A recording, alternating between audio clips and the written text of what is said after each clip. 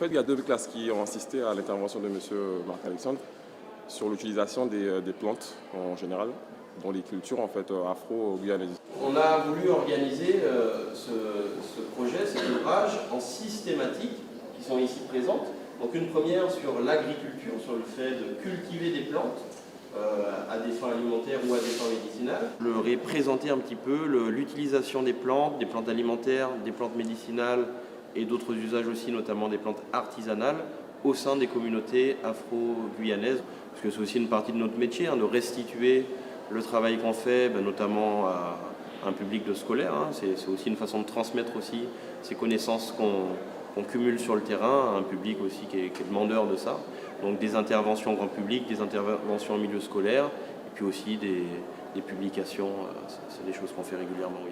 Dans le cadre de cette intervention, on a choisi, parce que ce sont des photos de Karl Joseph, avec qui je travaille, qui est un photographe guyanais, de se focaliser sur l'utilisation des plantes au sein de ces communautés afrodescendantes. Mais dans mon travail, je m'intéresse beaucoup plus largement aux autres communautés également, notamment les populations amérindiennes.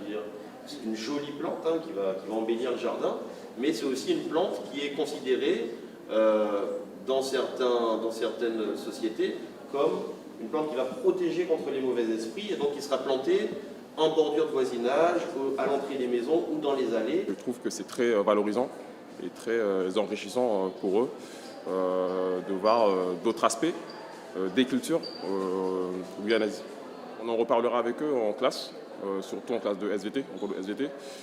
Ça sera peut-être sous la forme d'un petit projet qui fera la transition entre ce que M. Tarot leur a apporté comme connaissance, comme information, et avec peut-être une production qu'ils feront eux-mêmes sur ce même sujet. Donc voilà, je pense que ça sera encore